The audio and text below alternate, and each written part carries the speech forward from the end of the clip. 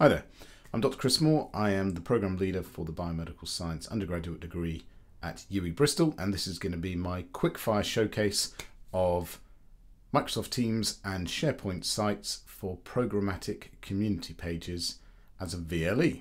So let's jump right into it. So this is the SharePoint site. Okay, very quickly I'm going to show you what it's built off of. It's built in a Microsoft Teams so that it's portable, it's movable, it's more adaptable. It can be a package that can be deleted, it can be replaced, it can be added to. I've got 3 channels here. I've got General, which is for everyone. This is for the community chat. I've got a Student Rep channel, which is private down here, and that's for the reps to add feedback, ask for feedback. Then we have a Teaching Team one. This is for the academic staff on the program, so that they have a safe space to chat without having a whole separate team just for staff chat.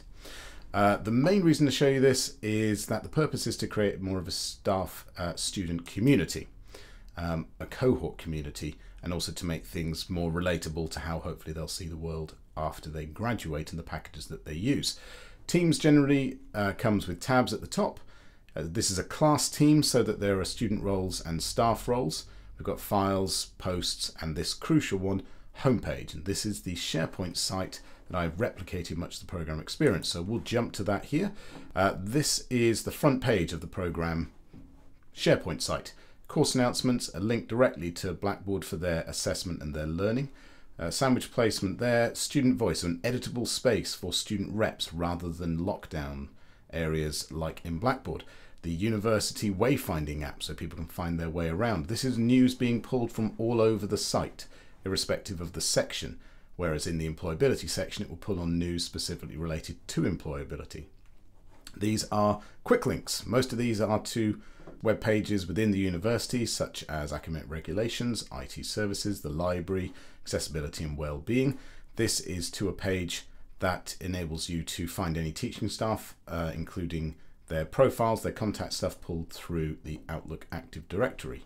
This is an events part at the bottom. We have a generic message here, a link for them to book time to meet with me if they require any appointments or support. And you can add events and create them and pull them from multiple SharePoint sites and places so that students are aware of what's going on.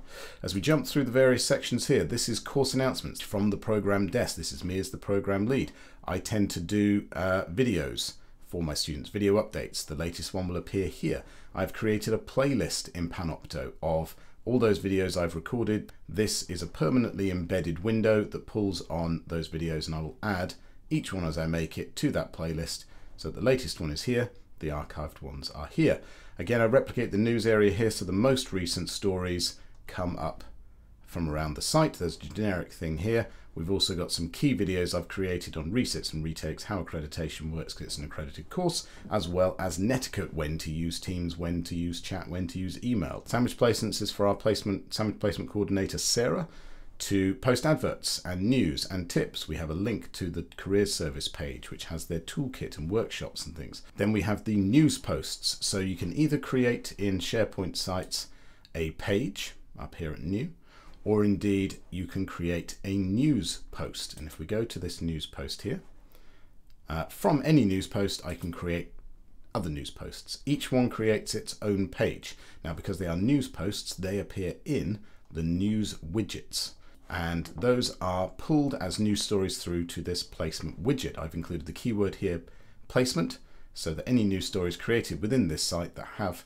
placement in the title will be pulled into this news thing so students see placement related news on the placement page. If we jump back to the beginning again, we can see that those have been pulled down here, but here's also some generic ones. So up here on the home page, I can do a page or a news post. I have far more control over what I create there. So if I made a news post, it would make a new page that's a news post and pull it in here. There is also links to their specific Outlook. So this will open their Outlook email. It will open My Engagement, jumps to a feed page that contains their most recent emails, their most recent interactions, documents opened by them and conversations being had, as well as a Yammer community. This takes them to the team, as does this logo, so they can go for conversations and posts. And there are 490 student members of this because they were pulled in from program distribution codes linked from Blackboard. So it was very easy to bulk add them as students to this class team. And then I just manually added the academic staff as teachers to this class team. That's basically it. That's a quick run through. Hope you found that useful. See you next time.